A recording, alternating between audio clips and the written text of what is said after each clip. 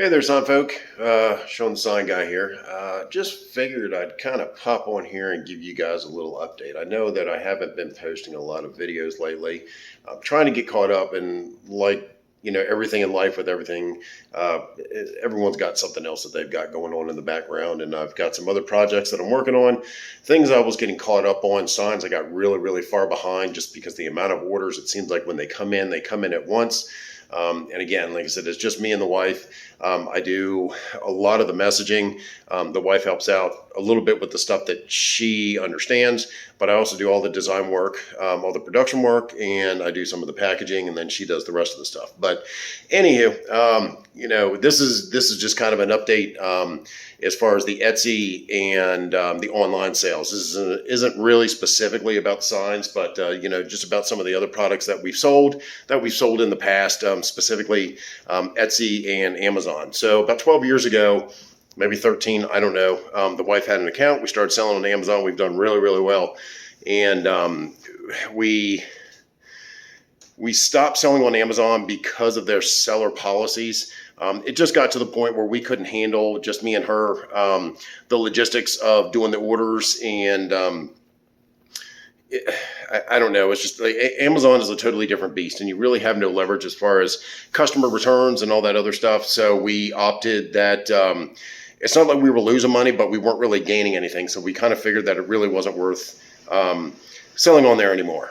But in hindsight of the holiday season coming up, and we still have not a full product inventory on Amazon. We still have a lot of things up there. I think, let me look over here. So we currently have 2,618 products still listed on Amazon. And that consists of everything from static cling, peel and stick, die cut, stickers, you name it, we've pretty much done it. And so that's kind of where we're at. So we had to go through and we had to update a lot of the listings with keywords, product specifics, and just some other things that just take a little bit of time to kind of get going. It takes time to update those things and kind of get things back in the feed so that Amazon finds you, and that when people are looking for this specific product or something close, it all kind of makes sense. So today is I'm just going to kind of go around here.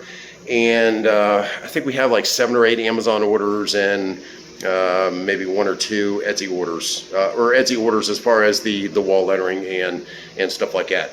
But let me flip this over here. So a lot of this stuff is static cling.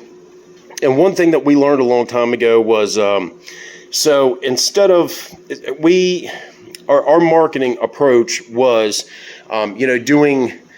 doing things that were seasonal. So it's autumn coming up. It is October 7th, and so we kind of target seasons, holidays, and so on and so forth. So now that we are in October, it's a lot of autumn, a lot of Thanksgiving stuff, and that's kind of what we're working on. So we still have, because COVID restrictions are kind of loosening up a little bit. People are having, they're going back to weddings and stuff. So we've been selling a lot of wedding, static cling stuff, Happy Thanksgiving, and then our typical polka dots that are pretty irrelevant. And then, of course, I still got some of my other signs. These signs are printed, and these will be ACM signs. And I still have... this is a project that I have to do here in the next 2 or 3 days, is some trailer lettering for bass tournament trailer, and I still have 1, 2, 3, 4 MDO wood signs that need to go out. So today, like I said, basically it's a pretty easy day. I kind of know what I got to do. Most of the stuff that we're shipping, we already had in inventory. So anytime that we run products that we think, any product that we have sold maybe more than 1 or 2 of, we'll run an extra 1 or 2 just to be on the safe side, just to fill up the media when we're printing, because a lot of times you won't make your money off of that one piece, but if it's a decent price and it's good quality, you know, you generally sell more of them. So that, and that's kind of what we do. Let me flip back over here. So I know it's not the ideal, but we consolidated. We threw away so much stuff when we moved. So essentially everything in here is like peel and stick. And we've got everything down in here from soccer balls to tennis balls to seashells, you know, just, you know, stuff that we've sold for a long time and continue to sell. You know, there's some, again, this is all peel and stick stuff. So, you know, Christmas ornaments, those will probably start selling here in the next 4 or 5 weeks. And then back over around in here, this is all of our static cling stuff. So you can see some of the things. I think that's Cinco de Mayo, so that's way past. You know, you got your Thanksgiving, Oktoberfest, a lot of your autumn stuff. Just graduated. Those aren't really relevant right now, but you have just married, some more just married. Again, this kind of gives you an idea with, you know, getting ideas for products to sell. Bats, obviously Halloween's around the corner. Some baby shower stuff, vote stuff was very popular. Although I don't know, it was profitable, we'll put it that way. You know, Christmas stuff and, you know, just some unique things that we sell. There's some hearts for Valentine's Day, and what else we got down there? Oh, we got St. Patty's Day stuff. So yeah, in a nutshell, that's kind of the inventory for Amazon of some of the products that we sell. So, you know, it's more of a seasonal thing, and because it's autumn, it's October, people are thinking about autumn, Thanksgiving, and then you know, Christmas. We really didn't have much of a Halloween. I guess we didn't have a lot of Halloween sales because we've been working on the listings, or I should say the wife has been working on the listings for probably 2 months now. And she can generally do about 2 a day just because of the way that Amazon's site is set up. It gets a little quirky if you try to push it too hard, too fast, and you know, she's got other stuff to do as well. But anywho, I got some things to print. I got some peel and stick, and I got a little static cling. So that's basically what I'm going to do. It's pretty simple, cut and dry. Get this stuff packaged, and then I have to go to the post office. Hopefully I get some other signs set up, or I get some other signs completed and ready to ship. So yeah, so that's what you're going to see me do today. It's pretty uneventful, but anyways, it's a living. All right, guys, so the first thing I got to do is I got to get my substance, my adhesive media unloaded, get my static cling going, head over to the computer, get the file, and get all that stuff going.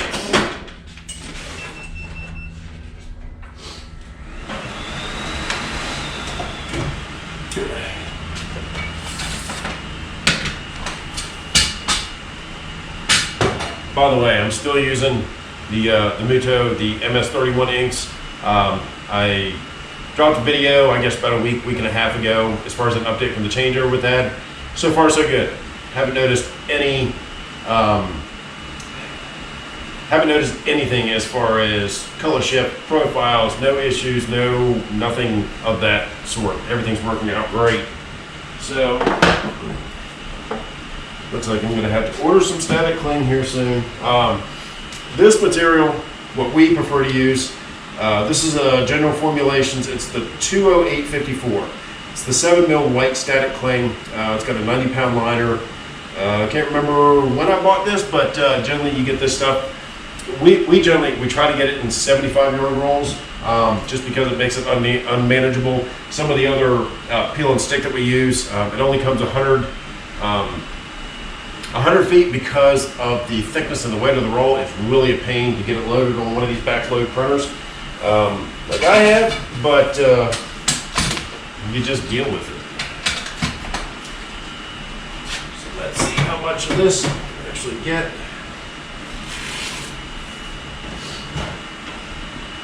Load it in the printer and see how much we got left.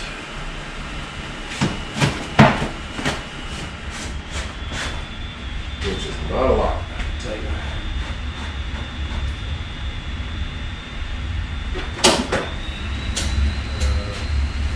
Yeah, I probably only have just enough to run these jobs, and then I am done.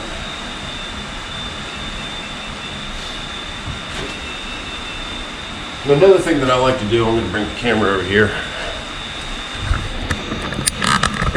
See if I can. So when I load certain materials, you can see the static cling. It has, because it has a pretty thin liner on the back, as long as it's stored flat, this leading edge will stay down. But I generally roll it back to this first set of vacuum holes to hold the material down. But generally when I start my substance, because the liner's a little bit thicker and it tends to stay flatter on the platen. Did I say that right? I generally start it further back here because I know that I'm never going to have a problem. My print head is always in the high position versus the low. It helps me eliminate head strikes, and I've never noticed a difference in print quality. All right, so I got my material loaded. I think I have about, I don't know, maybe about 30 inches that I can print on. And again, all of our production files, everything that we have in Amazon, Etsy, anything that we've ever sold in a sellable item that's not customizable sits on a NAS device, and it always mirrors and makes copies. Heaven forbid if we ever lose those production files, I would be lost because I'd have to make each and every one of them. And I know at one point we probably have about 3,600 items in our library, in our inventory, I guess. But that's essentially where all these products sit as well. So I have to set my material width, and I'm only going to be printing this one item. So I'll probably end up doing two if I can fit them on here. I know you all can't see this, but it's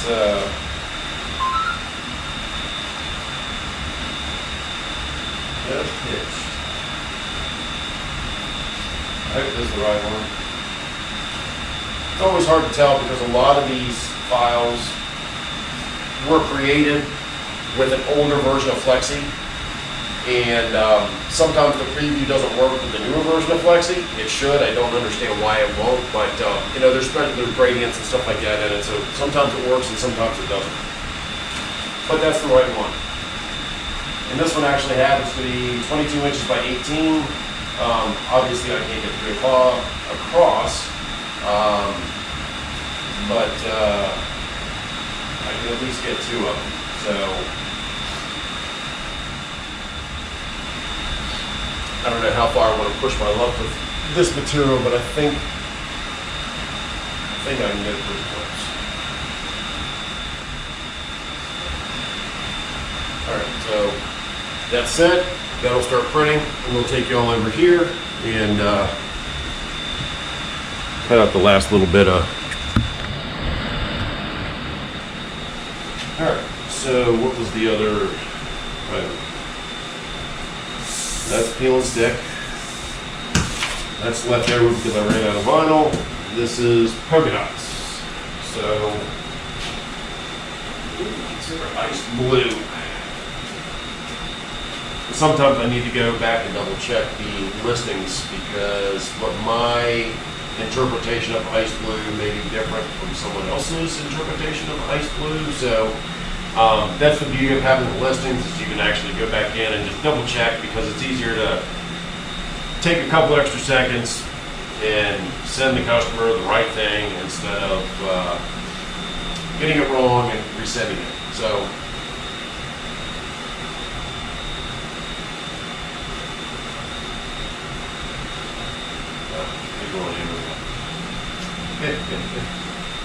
and I'm still learning my way around Amazon because they've changed so much stuff, and I think the last time that we kind of fiddled around in here was probably been over a year. So ice blue. Yep, that's it.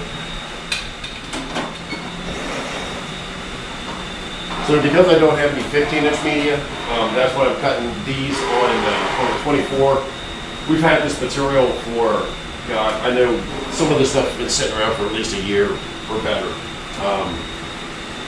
And so essentially with selling these products again, that means that we can get rid of this vinyl because we tried selling it, but no one's interested, which I totally understand, but we just weren't sure what to do with it, and obviously we didn't want to throw it away because it's an investment like everything else. So,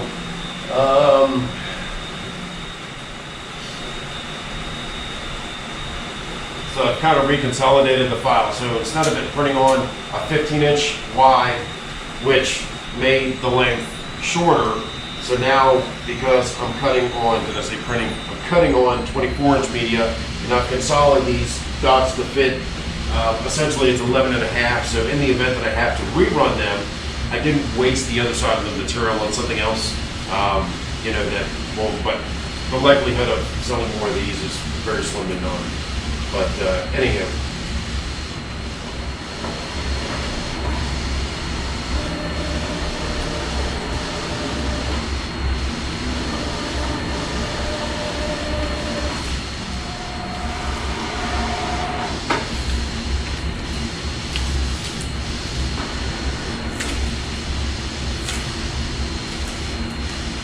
I'm going slow because this is probably a newer pattern, and I'm not sure where all the dots kind of laid up. And I know that there were some small ones. Sometimes with this older stuff, they kind of stick together, but I looked and I didn't see anything. But it is what it is. Polka dots are probably the easiest and cheapest thing that we do. The great thing about them is that obviously they're circles. It takes zero time to weed them. And we don't mask these, so we sell them as peel and stick, even though that they're just die cut. Makes it super easy to, you know, basically you cut them, you trim them. I give them to the wife, she puts them in a box, and because I did them, you know, 11.5 wide, where I consolidated the. I consolidated the layout so that they're shorter and wider. It doesn't really affect anything as far as the weight of the vinyl. You still have the same amount of material, but it fits in a smaller box. The smaller the box, less cardboard, less weight, save a couple cents, whatever. It's not that big of a deal, but trust me, every little bit helps. And that's something else that we've learned over the years. So there's that, and we're still waiting on our static cling. Once those are done, then like I said, I'll go ahead and I'll swap out. I'll get the peel and stick for the one single item that we don't have that needs printed that has to go today. That's the other hard thing about Amazon is they give you like zero leeway. I mean, you set your lead times for when you ship stuff, but the wife and I decided that it's going to be Monday, Tuesday, or Tuesday, Thursday. Monday, Wednesday, Friday are going to be ship days when it gets busier. But generally it's Tuesdays and Thursdays for, you know, when we have 6-7 orders, and they don't have to move. So we have a 2 or 3 day lead window for, I just ran out of material.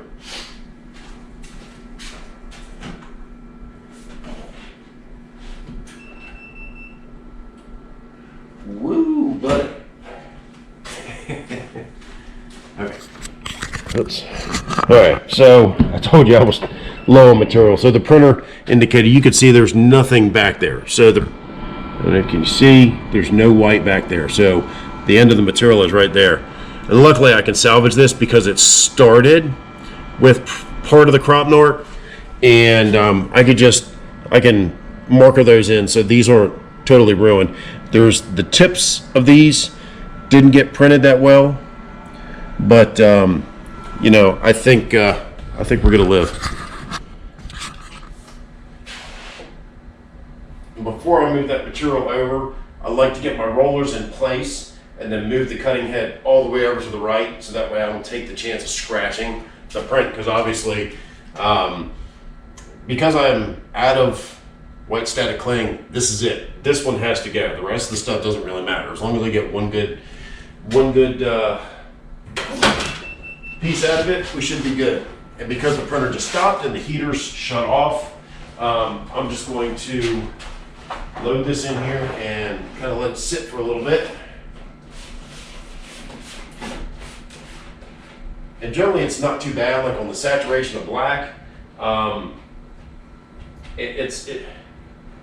mean, you can touch it, but at the same time, you know, you don't want to get real handsy with it. You know, with eco-solvent on a very glossy media, it takes a little bit longer for the ink to set into the substrate or to the material. So, all right, so that's sitting there. So now,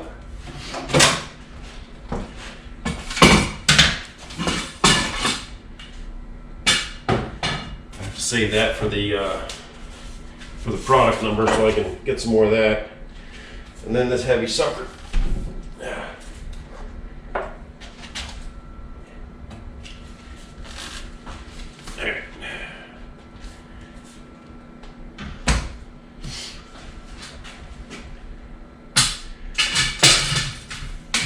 Again, peel and stick. This is 6 mil. We don't laminate this. We don't even mask it. So we just print on it and die cut it, and that's basically it. It's a great product for that, but man, is it freaking heavy. And they only sell it in, I think it's 100-foot rolls. Is it 75 or 100-foot rolls? I can't remember. But because it's so thick, there's no way that you could, well, I'm sure that there is a way that you could load it.